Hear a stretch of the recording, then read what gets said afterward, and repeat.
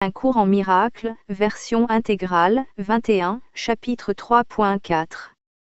La perception innocente. 4. L'erreur et l'ego. Les aptitudes que tu possèdes maintenant ne sont que des ombres de ta force réelle. Toutes tes fonctions présentes sont divisées et peuvent être mises en doute et remises en question. C'est que tu n'es pas certain de la façon dont tu vas les utiliser et tu es donc incapable de connaissance. Tu es aussi incapable de connaissance parce que tu peux encore percevoir sans amour. La perception n'existait pas avant que la séparation n'introduise des degrés, des aspects et des intervalles. Le pur esprit n'a pas de niveau, et tout conflit découle du concept de niveau. Seuls les niveaux de la Trinité sont capables d'unité. Les niveaux créés par la séparation ne peuvent qu'être en conflit. C'est qu'ils ne signifient rien les uns pour les autres. La conscience, le niveau de la perception, fut la première division introduite dans l'esprit après la séparation, faisant de l'esprit un percepteur plutôt qu'un créateur. La conscience est correctement identifiée comme étant le domaine de l'ego. L'ego est une tentative de l'esprit faux pour te percevoir toi-même tel que tu souhaites être plutôt que tel que tu es. Or tu ne peux te connaître que tel que tu es, parce que c'est tout ce dont tu peux être sûr. Tout le reste peut être mis en question. L'ego est l'aspect interrogateur du soi de l'après-séparation, qui a été fait plutôt que créé. Il est capable de poser des questions, mais non de percevoir des réponses signifiantes, parce que celles-ci impliqueraient la connaissance et ne peuvent être perçues. L'esprit est donc confus, parce que seule l'unité d'esprit peut être sans confusion. Un esprit séparé ou divisé doit être confus. Il est nécessairement incertain de ce qu'il est. Il doit être en conflit parce qu'il est en désaccord avec lui-même. Cela rend ses aspects étrangers les uns aux autres, et c'est l'essence même de cette condition propice à la peur dans laquelle l'attaque est toujours possible. Tu as tout lieu d'avoir peur telle que tu te perçois toi-même. C'est pourquoi tu ne peux pas échapper de la peur jusqu'à ce que tu te rendes compte que tu ne t'es pas et ne pouvais pas te créer toi-même. Tu ne peux jamais rendre vraies tes malperceptions, et ta création est au-delà de ta propre erreur. C'est pourquoi il faudra que tu finisses par choisir de guérir la séparation. Il ne faut pas confondre la justesse d'esprit avec l'esprit connaissant, parce qu'elle ne peut s'appliquer qu'à la perception juste. Tu peux être de l'esprit juste ou de l'esprit faux, et même là il peut y avoir des degrés, ce qui démontre clairement que la connaissance n'y entre pas. Employée correctement, l'expression « justesse d'esprit » sert à désigner la correction de la « fausseté d'esprit » et elle s'applique à l'état d'esprit qui induit la perception exacte. C'est un esprit de miracle parce qu'il guérit la malperception, ce qui est certes un miracle vu la façon dont tu te perçois toi-même. La perception comporte toujours quelque mauvais usage de l'esprit, parce qu'elle amène l'esprit dans des zones d'incertitude. L'esprit est très actif.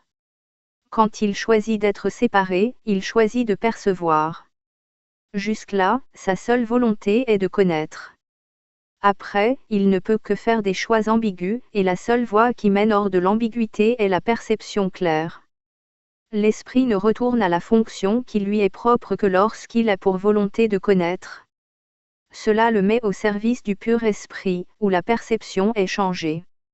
L'esprit choisit de se diviser quand il choisit de faire ses propres niveaux. Mais il ne pourrait pas se séparer entièrement du pur esprit, parce que c'est du pur esprit qu'il tire tout son pouvoir de faire ou de créer. Même dans la malcréation, l'esprit affirme sa source, sinon il cesserait d'être tout simplement. Cela est impossible, parce que l'esprit appartient au pur esprit que Dieu a créé et qui est donc éternel. L'aptitude à percevoir a rendu le corps possible, parce que tu dois percevoir quelque chose et avec quelque chose. Voilà pourquoi la perception comporte un échange ou une traduction, dont la connaissance n'a pas besoin.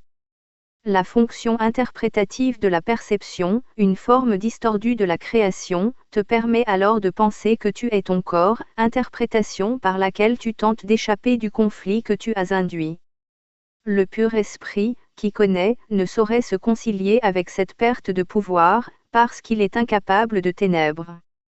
Cela rend le pur esprit presque inaccessible à l'esprit et entièrement inaccessible au corps.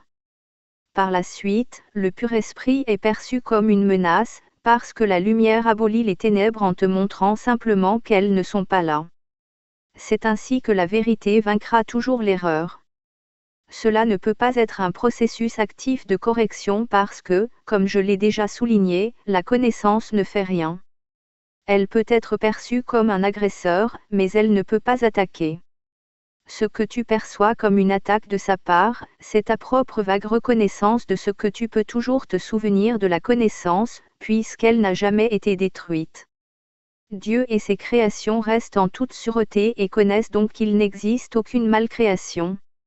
La vérité ne peut pas s'occuper des erreurs que tu veux, toi. J'étais un homme qui se souvenait du pur esprit et de sa connaissance. En tant qu'homme, je n'ai pas tenté de contrebalancer l'erreur par la connaissance, mais de corriger l'erreur de bas en haut. J'ai démontré à la fois l'impuissance du corps et la puissance de l'esprit. En unissant ma volonté à celle de mon Créateur, je me suis naturellement souvenu du pur esprit et de son but réel. Je ne peux pas unir pour toi ta volonté à celle de Dieu, mais je peux effacer toutes les malperceptions de ton esprit si tu me laisses le guider. Seules tes malperceptions te barrent la route. Sans elles ton choix est certain. Une perception saine induit un choix sain. Je ne peux pas choisir pour toi, mais je peux t'aider à faire toi-même le juste choix. Il y a beaucoup d'appelés mais peu d'élus, devraient être, tous sont appelés mais peu choisissent d'écouter.